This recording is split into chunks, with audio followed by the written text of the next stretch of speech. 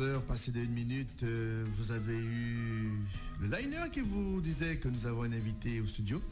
Et il s'agit de monsieur Charles-Henri Copette. Bonjour monsieur Copette. Bonjour Philippe, bonjour aux éditeurs. Ça va? Ça va très bien.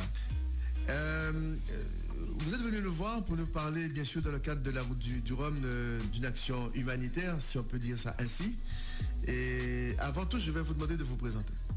Avec plaisir. Alors, je suis donc avocat spécialiste en dommages corporels. C'est un métier un peu particulier puisque je défends exclusivement les victimes qui ont des atteintes corporelles parfois graves. Ça peut être une paraplégie, une tétraplégie, une cécité suite à un accident de la circulation, une agression, parfois un accident de la vie privée, un accident de sport, une erreur médicale. Donc j'accompagne ces gens que la vie malmène et je les accompagne pour leur rebond, pour que leurs droits soient respectés, parce que c'est un engagement qui guide un peu ma vie. J'ai le sentiment que quand on est le plus fragilisé, c'est à ce moment-là qu'on a le plus besoin d'être accompagné. Et malheureusement, si vous voulez, les impératifs de la société font que c'est à ce moment-là qu'on se retrouve en général le plus seul. Je n'avais pas si bien pensé parce que vous introduisez tout de suite dans le cadre de votre profession, donc la raison pour laquelle vous êtes là aujourd'hui. Vous avez accepté d'accompagner un navigateur qui souffre d'handicap. Est-ce que vous pouvez nous le présenter? Bien sûr, cet engagement professionnel déborde dans ma vie citoyenne et c'est comme cela que j'ai rencontré Fabrice Payen, qui est le premier marin amputé appareillé, puisque ce garçon a une amputation de membre inférieur au-dessus du genou, donc il n'a pas de genou, et il est appareillé par un genou électronique, donc et une prothèse bionique qui lui permet effectivement de marcher, de se déplacer et de tenter ce pari fou de traverser l'Atlantique dans le cadre de la route du Rhum. C'est extraordinaire parce qu'il est sur un trimaran, il est tout seul face à l'océan. Voilà. Alors, comment l'idée lui est venue? Est-ce qu'il vous a raconté cette histoire? Bien sûr. Quand il vous a contacté? Bien sûr, Philippe. Fabrice, à l'origine, est marin.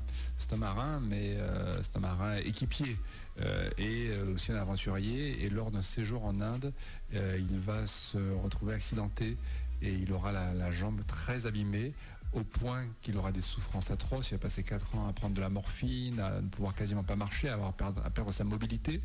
Et au bout de 4 ans, il va prendre la décision très courageuse de se faire amputer dans l'espoir de regagner en mobilité avec les nouvelles prothèses et prothèses actuelles. Et ce pari va réussir puisque non seulement il a été amputé chirurgicalement suite à ce traumatisme, mais il a aussi pu bénéficier donc d'une prothèse électronique qui lui permet de se déplacer et de faire des activités aussi exigeantes que skipper un bateau sur la route du Rhum.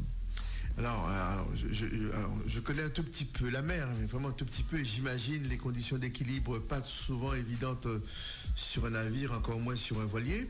Vous avez navigué avec lui un petit peu pour voir comment il se débrouille? Alors écoutez, j'ai pas eu cette chance, mais j'ai vu beaucoup de films avec lui quand il est venu à ma rencontre, parce que moi aussi je suis insulaire comme vous, donc l'idée de la mer, c'est parfois difficile pour nous les valides de garder un peu d'équilibre, ensemble d'équilibre sur un bateau. Ce garçon donc qui ne peut se verticaliser que parce qu'il a une prothèse, imaginons ce que ça pourrait être s'il ne l'avait pas ou si elle tombait en panne. Déjà, quand on a une prothèse, même quand on est bien appareillé, on ne marche pas aussi bien qu'un valide, bien entendu. On fait des activités avec un certain nombre de désagréments et d'impossibilités. Donc il a cette difficulté. Et en plus, il a le souci de la casse du matériel ou du matériel qui tombe en panne, même s'il a du matériel étanche. À ce moment-là, il se retrouverait en situation de paraplégie sur un bateau au beau milieu de l'Atlantique. Donc c'est extrêmement courageux de sa part. Alors, vous nous avez parlé un petit peu de lui, alors donnez-nous de ses nouvelles.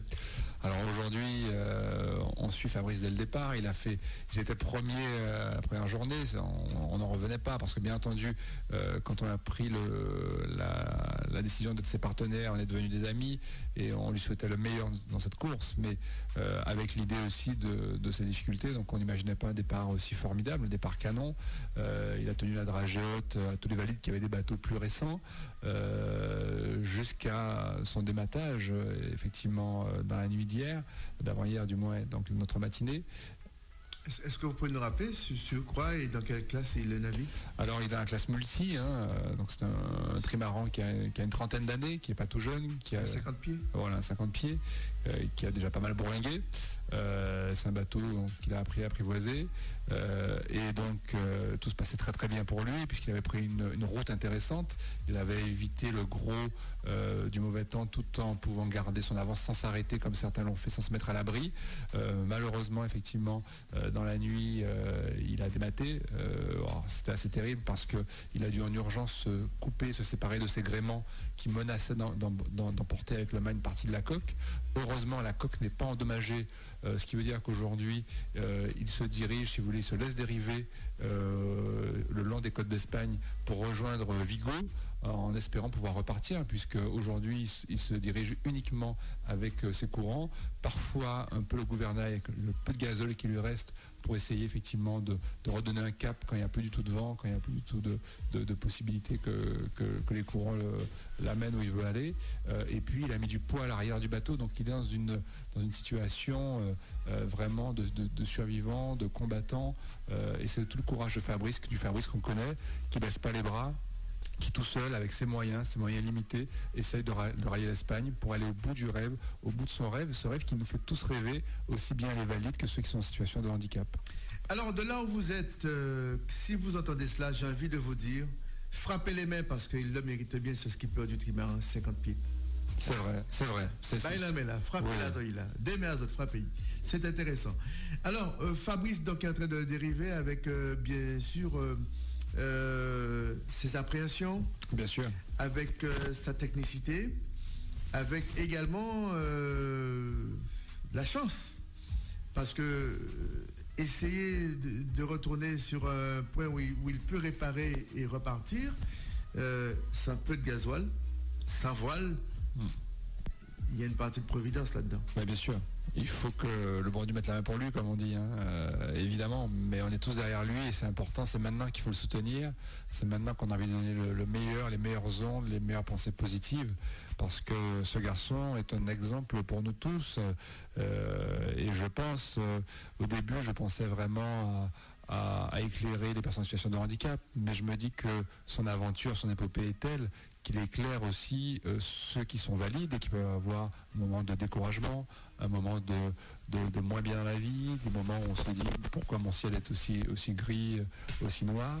Et ce garçon, effectivement, pour cela, est une lueur d'espoir pour nous tous. Alors Fabrice va bien. Et donc, pour vous, ce partenaire, le cabinet Copetta Avocat, on est soulagé. On est soulagé effectivement qu'il aille bien.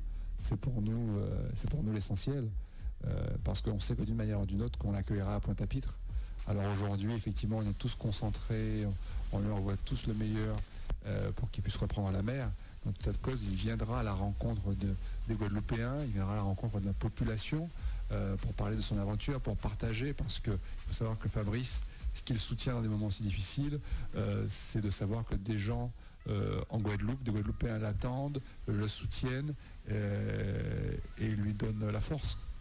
C'est très important. Alors, si vous avez un message particulier à faire passer ce matin, je vous écoute. J'ai bien posé des questions, j'ai eu mes réponses. Vous avez peut-être tout dit, peut-être?